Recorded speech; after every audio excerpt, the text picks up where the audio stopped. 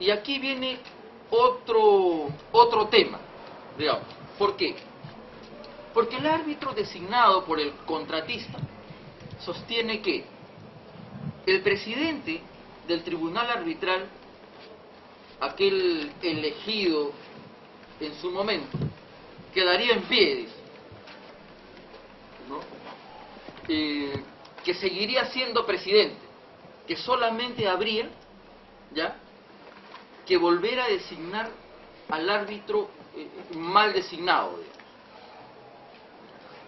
Entre ambos árbitros, entre aquel árbitro designado hace 3 años, ya 3 años y medio, ¿ya?, por el contratista, y el árbitro designado por el Colegio de Abogados, se produce todo un debate. ¿Por qué? Porque el árbitro designado por el Colegio de Abogados sostenía, y esto está por escrito, que habría caído también el presidente del tribunal arbitral, puesto que ha sido elegido por un señor árbitro que no tenía capacidad, que no tenía la legitimidad, que había sido mal designado. Entonces, ¿qué hace el contratista? Bueno, para empezar, ambos árbitros no se ponen de acuerdo, por tanto, para designar al presidente. No hay acuerdo, puesto que uno quiere designar uno nuevo y el otro quiere que siga siendo presidente el mismo, digamos, el mismo que presidió el anterior tribunal arbitral. Y es más, le manda una comunicación al árbitro designado por el Colegio de Abogados y le dice: presente su aceptación al cargo de árbitro, además de a las partes y al Colegio de Abogados, por cierto, preséntelo ante el doctor tal, ¿no?, presidente del tribunal arbitral. Pero el árbitro designado por el CAL no lo hace. ¿Por qué? Porque si le presenta su aceptación, lo estaría convalidando, ¿cierto? No lo hace. Ahora, el contratista, ¿ya?, ha mandado un escrito pidiendo, ¿no?, la remoción de dicho árbitro designado por el CAL. ¿Por qué? Porque no estaría cumpliendo y porque ya habría pasado demasiado tiempo, ¿no?, y estaría perjudicando, en fin. ¿Qué es lo que se juega acá? Bueno, además de la argumentación jurídica, que es lo fundamental, parece que se juega la mayoría, ¿no? La mayoría en la conformación. Pero, como fuere, el problema en el que se encuentra en este momento, ¿no?, el contratista, tiene su origen en la solicitud que de manera equivocada le hace a OCE para que designe al árbitro, ¿no? Y tal como se ve, este árbitro designado por el Centro de Arbitraje del CAL no va a transar. Y es más, incluso en un escrito dice que no considera ético que ese señor presidente, así de radical, o sea, ya no hay forma, que ese señor presidente se mantenga, porque ya laudó, a no ser que se presenten nuevas pruebas, pero considera que no es ético, o sea, definitivamente no va a haber arreglo, ¿no? ¿Qué va a tener que suceder? Tal como lo veo, y como aquí no está el contratista, tendré que adelantar opinión normal. Lo que va a pasar es que el colegio va a tener que designar también al presidente si el contratista quiere efectivamente impulsar su proceso. Perdón. Pero, ¿qué papel o cuál sería el papel del árbitro nombrado por el contratista desde un inicio? Porque se supone, como árbitro y como abogado, debería ver bajo qué reglas va a discurrir este arbitraje. Si usted está indicando que en el contrato se supone que está enseñando que va a ser el colegio de abogados, él, por más que sea designado por la parte contratista, no debió aceptar que sea OCE. Debió, creo, poner algún escrito, algo, porque se supone que esa sería la labor del árbitro. Bueno, ahí hay dos temas, ¿no? De un lado, primero la labor del abogado de la parte, del abogado del contratista, ¿no? Que lo guió mal, que lo asesoró mal y lo llevó a OCE, punto uno. Y en el caso del árbitro, efectivamente, un buen árbitro, ¿no? Digamos, si nota que el tribunal arbitral se está conformando mal, tiene que hacer ver eso. Y es más, el presidente mismo, ¿no? Y el árbitro mal designado incluso. Porque ¿cuáles son los efectos aquí? Entre otras cosas, ¿no? Va a tener que proceder la devolución del honorario. Claro. Bien, vamos a tomar en cuenta las diapositivas. A ver, una preguntita.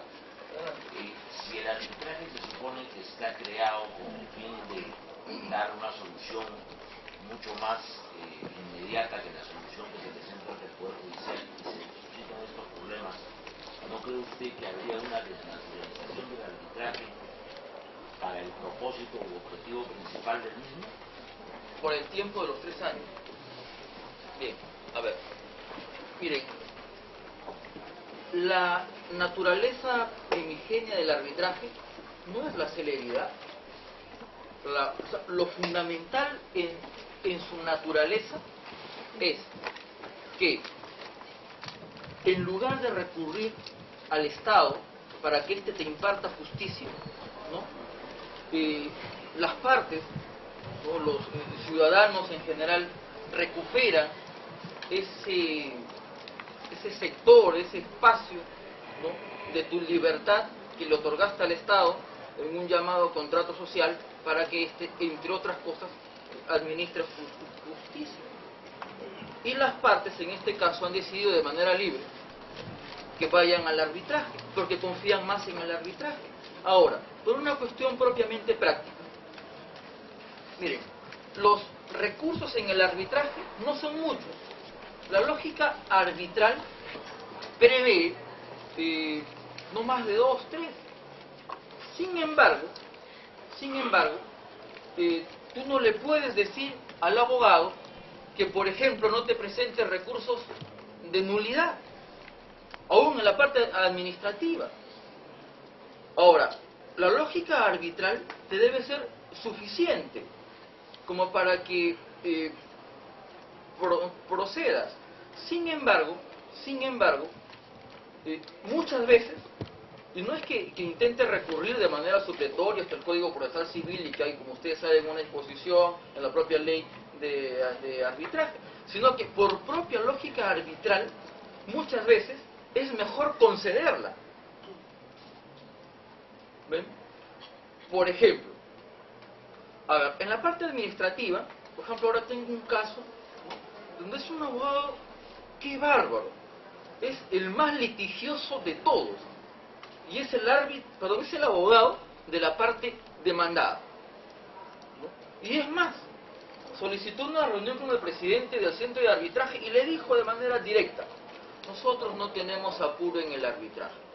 Nosotros vamos a ir al ritmo que le imponga el demandante y que le impongan ustedes. Pero mire cómo pasa tanto tiempo y no permite avanzar. Conoce de arbitraje. Miren, por ejemplo, nos encontramos en la parte administrativa y ya ha interpuesto 2 recursos de nulidad. Y lamentablemente le hemos concedido los 2. Por ejemplo, el último recurso, ¿no? ¿Qué dice? A ver, son 2 árbitros. Un árbitro designado por la parte que él patrocina y el otro árbitro de la parte de demandante. El árbitro de la parte de demandante, ¿no? apenas es designado, ¿no?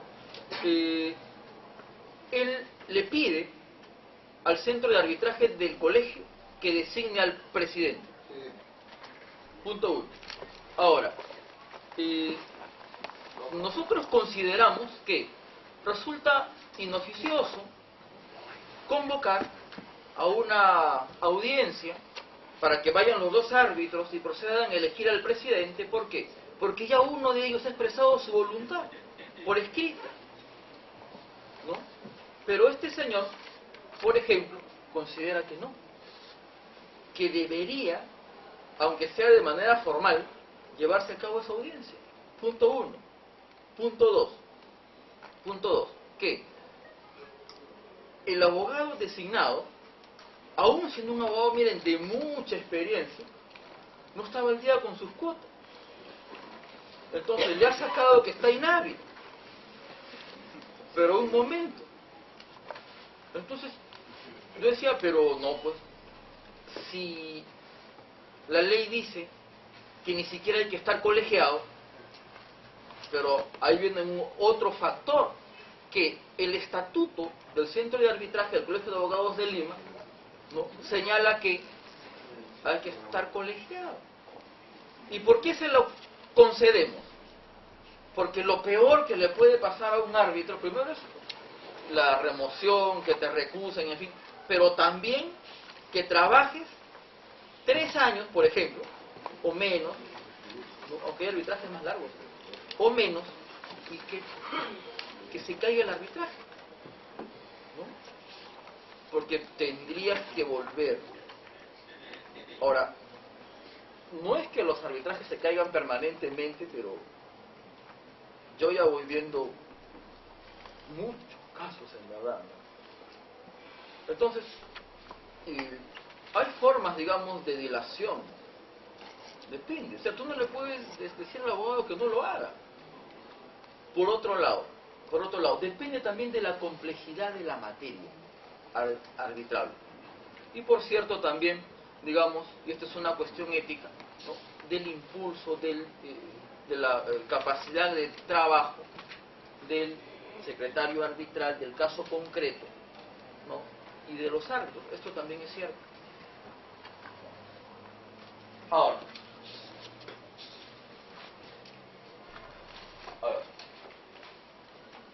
definición.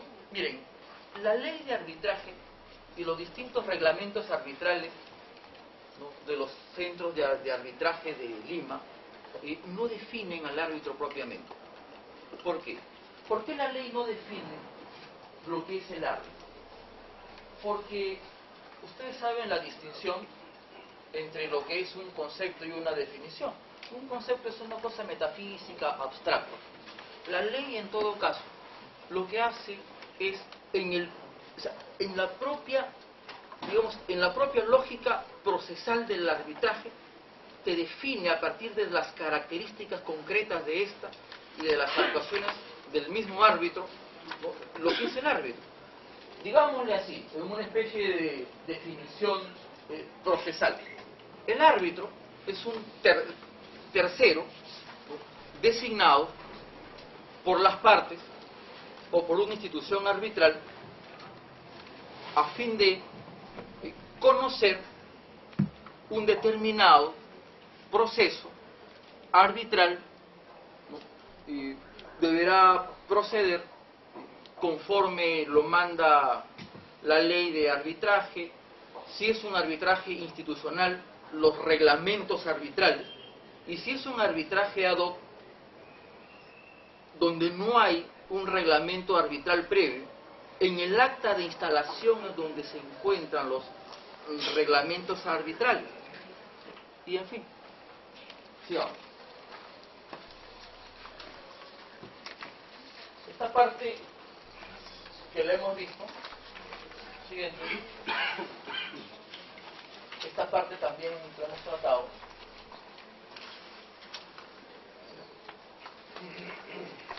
La siguiente. A ver acá. La anterior. A ver. Hemos hablado respecto de la ley de arbitraje. Respecto del arbitraje en lo que es la contratación pública. A ver, miren, en el caso de que no haya acuerdo de las partes, respecto de que se trate de un tribunal arbitral colegiado o de árbitro único, en el caso de ese tipo de arbitraje, se entenderá que es tribunal arbitral de árbitro único. No,